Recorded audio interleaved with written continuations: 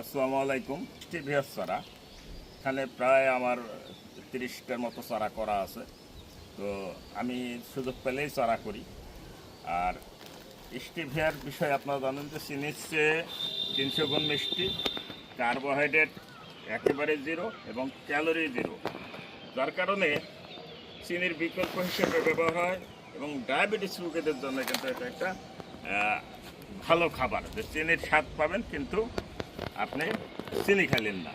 তো এটা জাপানে প্রায় 40% চিনির চাহিদা পূরণ করে জাপানে এই স্টিভিয়া, এবং তারা বাণিজ্যিকভাবে চাষাবাদ করেন এবং যন্ত্রের মাধ্যমে কর্তন করেন। এই স্টিভিয়াটার যে পাতাগুলো দেখতেছেন, একটা পাতা মোটামুটি দেখেন অনেক সাইজ, অনেক বড়। তো এই পাতাগুলো আপনার শুকিয়ে আপনি গুঁড়া করে আপনি চা হিসেবে এবং মিষ্টান্ন দ্রব্য হিসেবে পায়েস, ফিন্নি সহ মিষ্টি যে কোনো কিছুতে তৈরি করতে পারবেন। বিশেষত যেহেতু আমাদের দেশে খুবই কম পরিমাণে আছে, চায়ের বিকল্প হিসাবে চাতে এটা খাওয়া যায় এবং চাতে খেয়ে আপনি চাটা অন্তত চিনির স্বাদ উপভোগ করতে পারবেন। তো আর একটা বিষয় হলো যে এটা চারা এই সময় দেখেন প্রচুর চারা কিন্তু হচ্ছে। এটা কিন্তু সম্ভব এই সময়ে চারা করা। আপনি একটা ডাল কেটে লাগান, দেখবেন যে হবে। এটা ডাল থেকে হয় এবং বীজ থেকে করা যায়, কিন্তু আমাদের দেশে এখনও এটা বীজ থেকে করার সুযোগ নেই। এখানে দেখেন যে গাছের ফুল আসছে, এই ফুলগুলোর বীজ, কিন্তু এই বীজটা থেকে এখন আমাদের দেশে হয় না, কিন্তু বাইরের দেশে বীজ থেকে হয়। শেষের দিকে আবার এটা বাইরে যায়। এই যে শীত শেষে এই চারাটা হয়েছে, দেখেন কত বড় এক একটা সাইজ।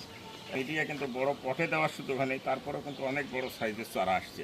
তো বড় পটে দিলে আরও বড় জোপালো অনেক বড় গাছ হবে এবং অনেক পাতা সংগ্রহ করতে পারবেন। আর যারা বিভিন্ন সময় সারা বছর স্টিভিয়া করেন, তাদের জন্য বলা হলো শীতের সময় বা শীতের শুরুতেই এই চারাটা নেবেন না। কারণ হলো এই চারা আপনার বাঁচবে না। আপনার এই চারা বাঁচানোর জন্যে আপনাকে অবশ্যই আপনার তার একটা কৌশল জানার শিখতে হবে। আমি সাধারণত করি যে যখন ঠান্ডা আবহাওয়া, সেই সময় এই যে একটা ডাল কেটে লাগাই দিই। 2-3 দিন ঠান্ডা আবহাওয়া থাকলে এই গাছটা আর মারা যায় না, বেঁচে যায়। আবার গবেষণা প্রতিষ্ঠান আবার অন্যভাবে করে, বালুর মধ্যে শেড দিয়ে তারা করে। তো সহজ চারা উৎপাদনের একটা কাজ। আর একটা গাছ দিয়ে আপনি এই যে একটা গাছ নেবেন, আপনি একটা গাছ দিয়ে আপনি চিনির চাহিদা পূরণ করবেন, এটা কিন্তু আসলে সম্ভব না। কারণ চিনির এত অনেকগুলো গাছ লাগবে। 1 কেজি স্টিভের দাম প্রায় 5,000 টাকা এবং 1 কেজি স্টিভের গুঁড়োর দাম 5,000 টাকা।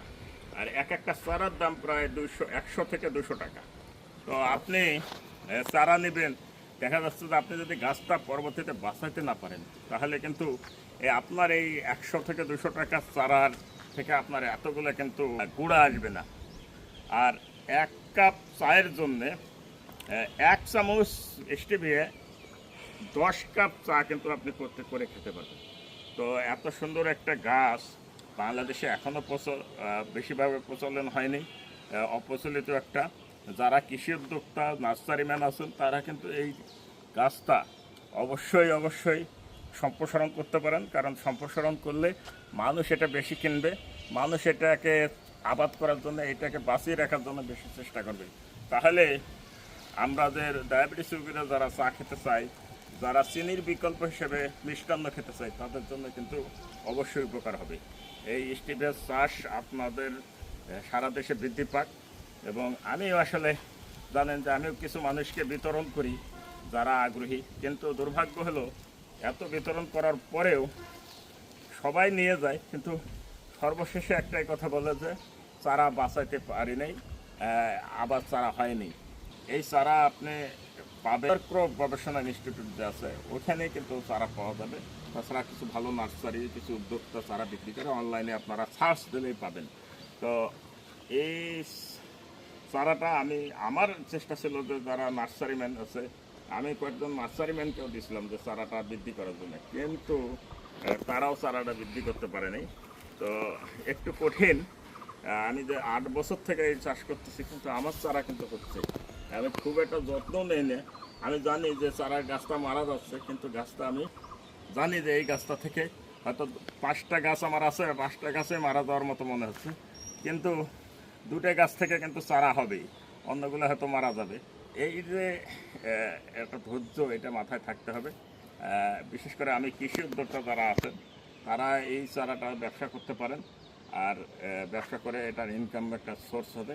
পাশাপাশি যারা ডায়াবেটিসের চিনি খাইতে পায় না তাদেরও জন্য সহজলভ্য হবে। ধন্যবাদ সকলকে।